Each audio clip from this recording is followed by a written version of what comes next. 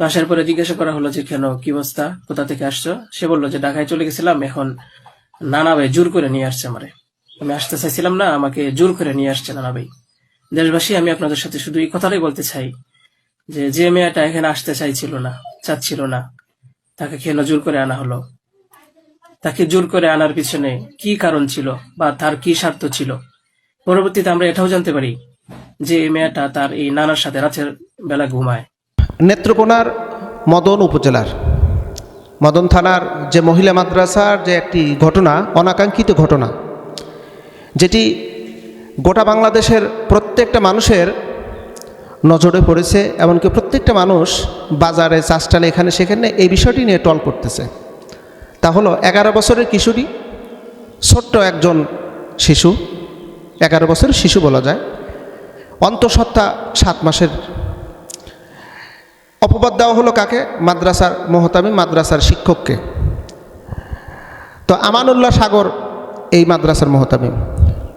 এমনকি আমরা কয়েকটা ভিডিও দেখেছি, ভিডিওর ভিতরে পরিষ্কারভাবে উল্লেখ বা ভিডিওর মধ্যে যিনি ভিকটিম, অর্থাৎ এই মহিলা ছোট্ট শিশু, সে হুজুরকে দোষারোপ করেছে। আবার যেই ডাক্তার আল্ট্রাসাউন্ড করেছে, মহিলা ডাক্তার, সেও কিন্তু এই হুজুরকেই দোষী করেছে। এবার হুজুর কিন্তু লাইভে এসে বলছে এর সাথে আমি কোনো সম্পৃক্ত নেই। এবার আসুন তার পরবর্তী বিষয়গুলো আমরা একটু অবজারভেশন করি। যেদিন হুজুর লাইভে কথা বলছে তার পরের দিন সকালবেলায় এখন গ্রেপ্তার দেখানো হয়েছে। র্যাব বলতেছে যে আমরা বিশেষ অভিযান করে তাকে ময়মনসিংহের একটি উপজেলা থেকে তাকে গ্রেপ্তার করেছি। এবার গ্রেপ্তার করেই ক্ষান্ত নয়, বরং জেল হাজতে পাঠানোর পরপরই পুলিশ 7 দিনের রিমান্ড চেয়েছে। 7 দিনের রিমান্ড চেয়ে তার কাছ থেকে সত্যটা বের করবে, এজন্য রিমান্ড চেয়েছে 7 দিন। গ্রেপ্তার হওয়ার পরেই 7 দিনের জন্য রিমান্ড। এখন আমাদের কিছু প্রশ্ন এবং আমাদের কিছু জরুরি কথা আছে। সামাজিক গণযোগাযোগের মাধ্যমে আমরা একটা ঘটনা পরিষ্কারভাবে জানতে পেরেছি। বেশ কিছুদিন আগে একজন মসজিদের ইমামের উপরে এই ধর্ষণের তহমত চাপায় দেওয়া হয় এবং এই মামলায় তাকে গ্রেপ্তার করা হয়। এই ইমাম, তিনি ছিলেন একজন মসজিদের 5 ওয়াক্ত নামাজের ইমাম, এমনকি খতিব, এবং ইসলাম ফাউন্ডেশনে তার একটা চাকরি ছিল। এই ধর্ষণের দায়ে তার চাকরি চলে গেল, ইমামতি চলে গেল। এবার তাকে জেল হাজতে পাঠানো হলো। পাঠানোর পরে ইমাম সাহেব জোর গলায় তিনি বললেন যে আমি এই কর্মের সাথে সম্পৃক্ত না, আমাকে মিথ্যা তহমত দিয়ে আমাকে ফাঁসানো হয়েছে। আপনারা ডিএনএ টেস্ট করুন এবং যে মহিলার সাথে আমার মহিলার পেটে বাচ্চা আছে সেটা পরীক্ষা করেন, আসলে মূলত এই বাচ্চার বাপ কে, এই সন্তানের বাপ কে। এবার ডিএনএ টেস্ট করা হলো। ডিএনএ টেস্ট করার পরে দেখা গেল যে যেই মহিলাকে কেন্দ্র করে এই মসজিদের ইমামকে জেল হাজতে পাঠানো হয়েছিল, ডিএনএ টেস্ট করে দেখা গেল যে না, এই মহিলার পেটে যে বাচ্চা আছে এই বাচ্চার বাপ হলো ওই মহিলার আপন বড় ভাই। তো বিষয়টা খুবই সেন্সিটিভ এবং হৃদয় বিদারক এবং মর্মাহতক। আমরা মসজিদের ইমামকে দোষারোপ করলো মিডিয়ায় এবং কি তোলপাড় শুরু হয়ে গেল। ডিএনএ টেস্টে আসলো যে এই সন্তানের বাবা হলো আপন মামা। আস্তাগফিরুল্লাহিল আযীম। ইমাম নরম, তো ইমামের সাথে এই সমস্ত কর্মকাণ্ড করে খুব মজা পাওয়া যায়, তাই না? আবার হলুদ মিডিয়াগুলো এগুলো সংবাদ প্রচার করে খুবই মজা পাওয়া যায়। এখন কথা হলো, এই যে নেত্রকোনার মদন থানার যে আমানুল্লাহ সাগর মাদ্রাসার মোহতামিম, তিনি নিজে বলছে যে ডিএনএ টেস্ট করুন এবং ওই কিশোরীর পেটের যে বাচ্চা আছে এই বাচ্চার বাপকে, এটা পরীক্ষা হয়ে যাবে। এবং সে কিন্তু একটা অজুহাত দিয়ে দিছে। অজুহাত বলতে তিনি একটা কথা বলছেন যে ওই মেয়েটা আমি জেনেছি ওনার নানার সাথে রাত্রিতে থাকে এবং সে কয়েকবার করে আমার এখানে একবার পড়াশোনা করেছে। পড়াশোনা করার পরে সেখান থেকে ঢাকা নিয়ে যাওয়া হয়, সিলেট নিয়ে যাওয়া হয়। তারপরে এই যে দুর্ঘটনা ঘটছে, এই দুর্ঘটনা ঘটার 4-5 মাস আগে আমার মাদ্রাসায় নিয়ে আসছে।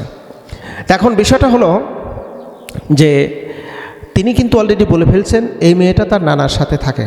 এমনও তো হতে পারে যে এই বাচ্চার বাপ ওই মেয়ের নানাও হতে পারে।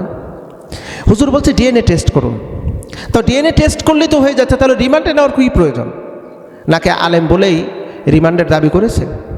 নাকি ওই যে মহিলা ডাক্তার সে যে বলেছে যে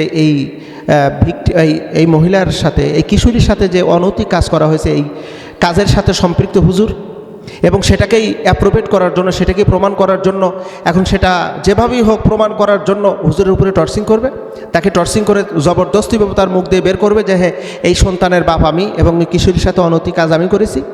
এটা জুলুম, এটা অন্যায়। যেহেতু এখানে প্রমাণ করার জন্য একটা রাস্তা আছে, ডিএনএ টেস্ট করলেই কিন্তু স্বচ্ছ পরিষ্কার একটা রাস্তা বের হয়ে আসবে। তাহলে কেন ওনাকে রিমান্ডে নিয়ে টর্চিং করে তার কাছ থেকে মিথ্যা বা যে কোনো একটা কিছু বের করার দরকার? কোনো প্রয়োজনই তো নেই। ডিএনএ টেস্ট করো, সন্তানের বাবাকে, এটা প্রমাণ হয়ে যাবে। মূল বিষয় হলো আমার দেশে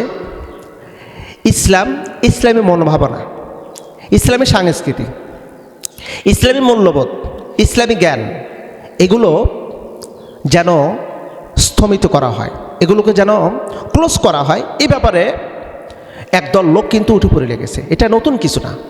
সে 1948 সাল থেকে শুরু করে 71-এর পর থেকে তো আছে, কন্টিনিউ আছে। আমরা যেখানে ইসলাম সেখানে আমাদের চুলকানি, মাদ্রাসা মানেই চুলকানি, আলেমোলামা মানেই চুলকানি।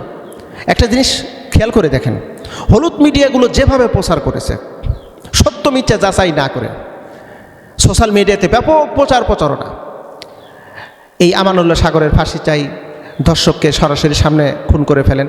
হ্যাঁ, আমার কথা অনেকে হয়তোবা মনে করতেছেন যে আমানুল্লাহ সাগরের পক্ষে আমি কথা বলতেছি না। আমি আমানুল্লাহ সাগরের পক্ষে কথা বলতেছি না, আমি কথা বলতেছি জাতির পক্ষে, আমি কথা বলতেছি উলামায়ে কেরামের পক্ষে। সে যদি অপরাধী হয়, অপরাধীর পক্ষে আমি কথা বলবো না, আমি মানবতার পক্ষে কথা বলতেছি। অপরাধী সে যেই হোক, প্রকাশ্যে ধর্ষকের শিরশ্ছেদ করে দেন, আইন করেন নতুন করে, ধর্ষকের শিরশ্ছেদ করে দেন। একটা ধর্ষকের শিরশ্ছেদ করে দিলে প্রকাশ্যে বাংলাদেশে আর কোনো ধর্ষক খুঁজে পাওয়া যাবে না, আর কোনো নারী ধর্ষণের শিকার হবে না। এই 8 বছর, 10 বছর, 15 বছর এরকম কোনো কিশোরীকে ধর্ষণ করতে পারবে না। আমরা ধর্ষকের পক্ষে কথা বলতেছি না, আমরা কথা বলতেছি ন্যায়ের পক্ষে, ইনসাফের পক্ষে কথা বলতেছি। হুজুরকে ধরলো, রিমান্ডে নেওয়া হবে, রিমান্ডের আবেদন করলো। আমরা এই জাতির শাসন ব্যবস্থা ধিক্কার জানাই, শাসন ব্যবস্থাকে ধিক্কার জানাই। আপনারা নরমের উপরে গরম করবেন আর শক্তের উপরে আপনারা নরম হবেন, এমনটি তো আমরা আশা করি না।